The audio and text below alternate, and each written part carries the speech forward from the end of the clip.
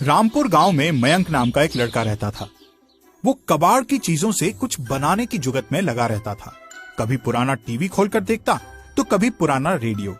उसके घर में पड़ी खटारा गाड़ी के पुर्जे कभी खोलता तो कभी वापस उसी जगह पर लगा देता। ये सब देख उसके पापा उस पर बहुत गुस्सा करते।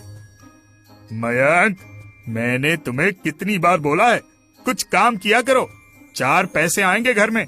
तुम्हारी उम्र के लोग अपने बाप को काम तक नहीं करने देते, और एक तू है, बाप की खाता है और इन सब कबाड़ वाली चीजों में लगा रहता है।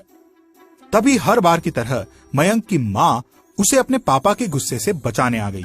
मयंक की माँ बोली, आप ना जी हमेशा मेरे बेटे को बोलते रहते हो, क्या हुआ अभी नहीं कमा रहा है तो देखना, मेरा बेटा एक दिन इन्हीं सब कबाड़ से कुछ ऐसा बनाएगा कि दुनिया देखती रह जाएगी।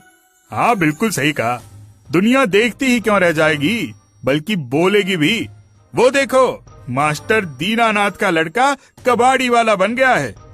मयंक की माँ, मैं इसे आखिरी बार चेतावनी दे रहा हूँ, कुछ कमा कर लाए, नहीं तो निकल जाए मेरे घर से।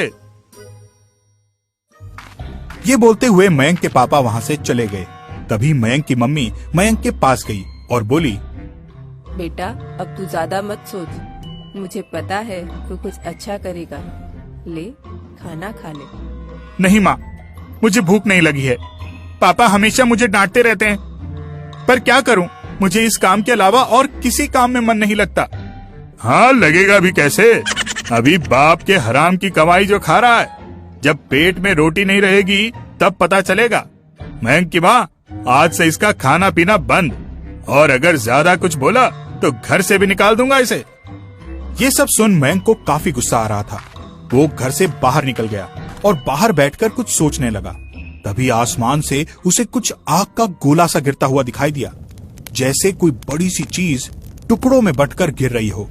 आग की लपटें और धुआं देखकर गांव के कुछ और लोग भी वहां आ गए।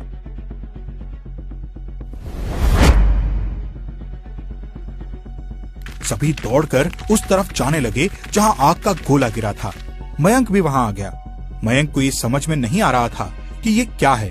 तभी गांव का एक आदमी, भैया ई का है, ना ही कोई हेलीकॉप्टर लागत है, ना कोनो हवाई जहाज, कोनो चीज का मलबा है। तभी मयंक को दूर झाड़ी में कुछ रोशनी सा दिखाई दिया। मयंक उस तरफ बढ़ने लगा। तभी उसने देखा झाड़ी में एक छोटे से बच्चे जैसा कोई है।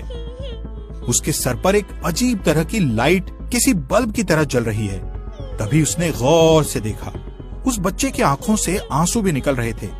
मयंक को थोड़ा डर लगा, फिर भी उसने हिम्मत करके पूछा, कौन हो तुम?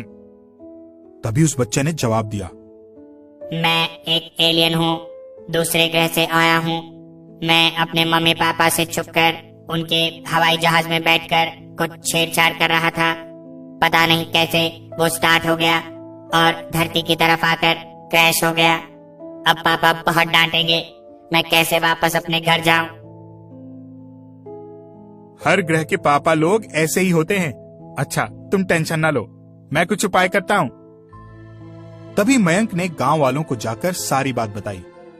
अरे ये तो बहुत बुरा हुआ इस बच्चे के साथ, इसे वापस घर भेजने का कोई उपाय तो करना होगा। आप लोग सभी अपने घर से एक सिलेंडर लेकर आओ, मैं कुछ करता हूँ। सभी गांव वाले अपने अपने घर से एक एक सिलेंडर लेकर आए। मयंक ने सभी सिलेंडर को एक दूसरे में जोड़ दिया और सबसे ऊपर एक कुर्सी बांधकर उसमें एलियन को बिठा सबसे नीचे वाली टंकी में आग लगा दी। टंकी सीधे अंतरिक्ष की तरफ बढ़ने लगी और जल्द ही वो एलियन अपने घर पहुंच गया। जल्द ही वो एलियन अपने पिता के साथ मयंक से मिलने वापस आया।